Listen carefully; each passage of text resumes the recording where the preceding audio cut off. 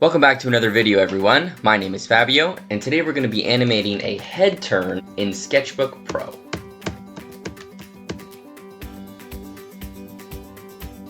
In our last video, we went through how to animate a bouncing ball. I wanted to take those concepts that we learned, like timing and spacing, squash and stretch, and apply them to an actual character. For this head turn, we're going to make our character look at something and then react to whatever he is looking at off screen. Just like before, we want to do a little bit of planning before we start actually animating. So what I did was I drew our first two keyframes. So the first one is where he looks at whatever's off screen, and the second keyframe is where he reacts to whatever it is. So in mine, he's gonna be surprised, but if you're following along at home, you can make this expression anything. Angry, happy, sad, whatever you want. The next thing I've done is I've created our timing chart. If you notice too, I drew it in a curve because this is the general direction my action is gonna be. So he's gonna go down and back up again. So I've planned out the time it's gonna take for him to turn, and I've planned out the spacing of each of my drawings. So how close are they gonna be? How far apart are they gonna be? The third frame is gonna be closest to frame 1. Frame 5 is gonna be a little bit more space, frame 5 and 7. And then 9 and 11 are gonna be close together again. So I'm gonna slow him in, speed him up in the middle, and then he slows as he turns. And as you can see, I've skipped a frame because I'm gonna be drawing what's called on twos. So take a second now, draw your two keyframes, right? So draw a character looking at something off screen, how does he react? And then draw your timing chart to help plan out how he's gonna get there. Using our timing chart, let's create the amount of drawings we need at the bottom. So let's go down here to insert empty frame, and I'll just insert a bunch of empty frames until the last one is on frame 11. The first drawing I'm going to fill in is drawing 5. So let's go to drawing 5 on our timeline and add keyframe to add a new drawing. This is going to be like a breakdown that connects my key drawings. Like I said in my timing chart, I'm going to have him come low before he goes up to kind of anticipate the action. Let's start drawing.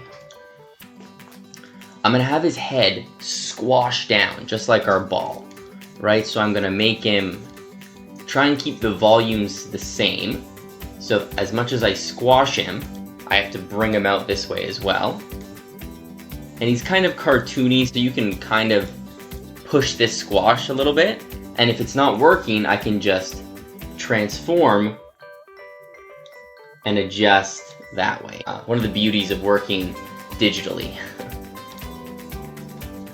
So let's squash his shoulders, maybe like this. So everything is being squashed. His shoulders are coming up, his head is going down, his ears are coming out like this.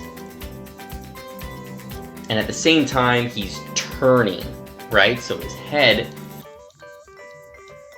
can face more the front. Eyebrows will be down, his eyes maybe will be closed to show he's really getting squashed.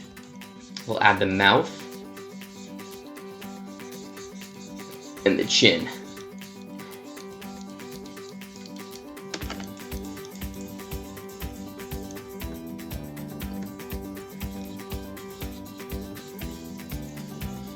So we have our rough drawing in now, and I'm not liking the proportions, right? It seems like his head isn't squashing down enough, but it also seems he's too big.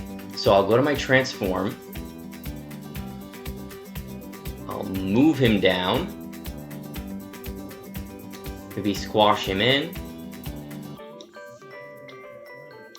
and move him a little that way. There you go. That is a good squash. So I'm gonna go over now, I'm gonna speed it up, I'm gonna refine this drawing just a little bit, keeping it still loose, but maybe fix the shape of the head and maybe the position of the face.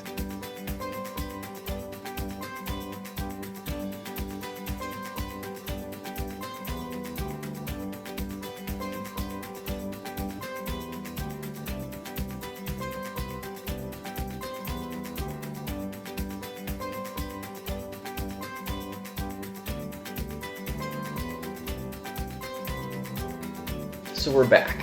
So I added a few more of the facial features. I used my onion skin to try and match where the nose should be, where the cheeks are, where the chin is, and all the other features. So now when we play through this, we pretty much have a head turn that you can recognize, right? He goes down and he comes up.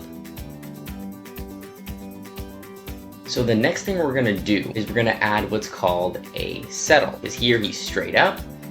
Let's have him settle at frame 17 back to a more relaxed position. Using our onion skin, we're gonna try and stay on model and just squash his head a little bit down.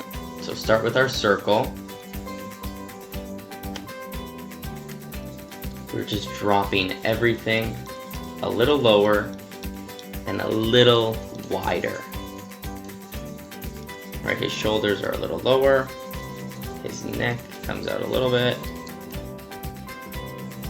and these collar things, his collars, like that. Look at the nose. The nose settles like, I don't know, around here. We'll stretch his mouth out. We'll see how that looks. Now let's look at the eyes. They're gonna come down a bit.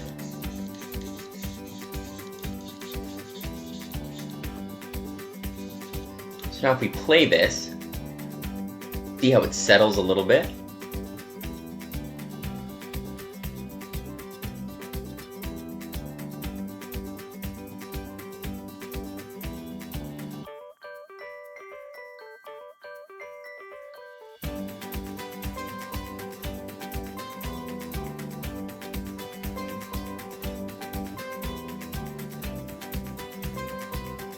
There you go, I'm happy with that. And as you can see, our head turn is really coming together. His head gets a little weird and his eyes get a little wide, but we can fix that after. Basically, what we just added were called breakdown drawings. They kind of connect the story of our first two key drawings. So how does he get from here to here? We made him go low, right? What happens after this? He settles into his final pose.